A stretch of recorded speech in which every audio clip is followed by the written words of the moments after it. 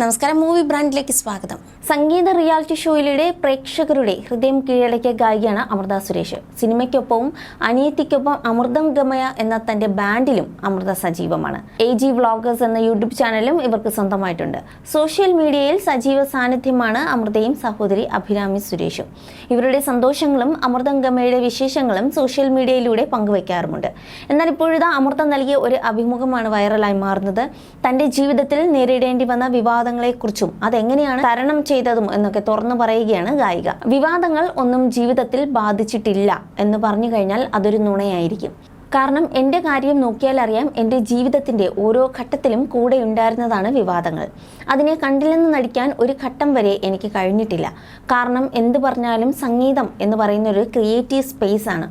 മനസ്സിൽ സമാധാനമുള്ളപ്പോൾ മാത്രമേ പൂർണ്ണമായും മനസ്സർപ്പിച്ചു പാടാൻ സാധിക്കൂ.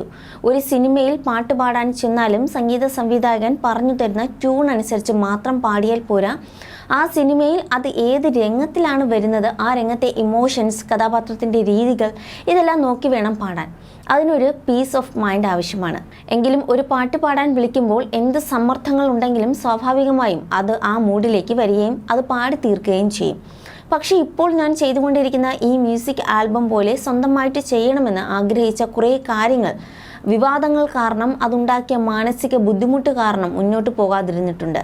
അല്ലെങ്കിൽ അത് ചെയ്തു തീർക്കാനുള്ള കാലയളവിന് ഒരുപാട് ദൈർഘ്യം വന്നിട്ടുണ്ട്.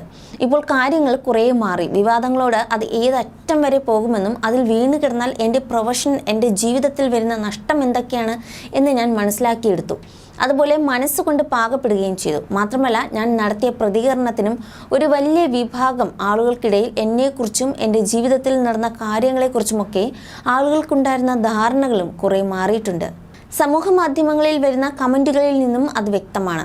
മുൻപ് എന്ത് കാര്യം സംഭവിച്ചാലും എൻ്റെ ഭാഗത്ത് മാത്രമാണ് തെറ്റ് എന്ന തരത്തിൽ ഉറക്കെ സംസാരിക്കുന്ന ഒരു കൂട്ടം ആളുകളെ സമൂഹ മാധ്യമങ്ങളിൽ കണ്ടിട്ടുണ്ട്. ഇപ്പോൾ ഒരു പരിധിവരെ അതിന് മാറ്റം വന്നിട്ടുണ്ട്. എൻ്റെ ഭാഗത്തെ ശരികളെ അവർ ഉൾക്കൊണ്ടു തുടങ്ങിയിരിക്കുന്നു. നമ്മുടെ നാട്ടിലൊരു രീതിയുണ്ട്, പ്രതികരിക്കാതിരുന്നാൽ നമ്മുടെ ഭാഗത്ത് എന്തോ തെറ്റുള്ളത് കൊണ്ടാണെന്ന് ആളുകൾ വ്യാഖ്യാനിക്കും.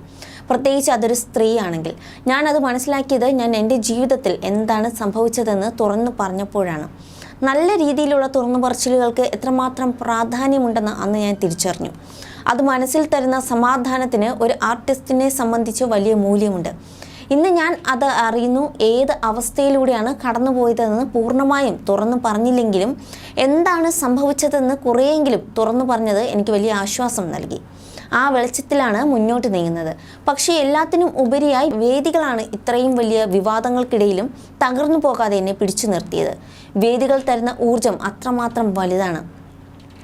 എന്ത് പ്രശ്നമുണ്ടെങ്കിലും വേദിയിലെത്തിയാൽ പിന്നെ ഞാനെല്ലാം മറന്നു പാടും. വിവാദങ്ങളോടൊന്നും ഡോണ്ട് ബോദർ ആറ്റിറ്റ്യൂഡല്ല എനിക്ക്. അതിനേക്കാൾ നല്ലത് നെഗറ്റീവായ ഇടങ്ങളിൽ നിന്നും വഴിമാറി നടക്കുക എന്നതാണ്.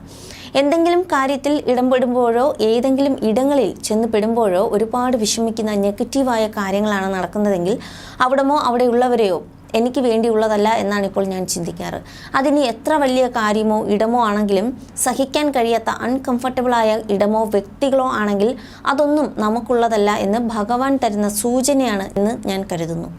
അങ്ങനെ ചിന്തിച്ച് മുന്നോട്ട് പോകുന്നത് എൻ്റെ മനസ്സിൽ ഇപ്പോൾ ഒരുപാട് സന്തോഷം നൽകുന്നുണ്ട്. പ്രൊഫഷണൽ ജീവിതവും വ്യക്തി ജീവിതവും മനോഹരമായി മുന്നോട്ട് കൊണ്ടുപോകാൻ അതിന് വളരെയധികം സഹായിക്കുന്നുണ്ടെന്നും തുറന്നു പറയുകയാണ് അമൃത സുരേഷ്.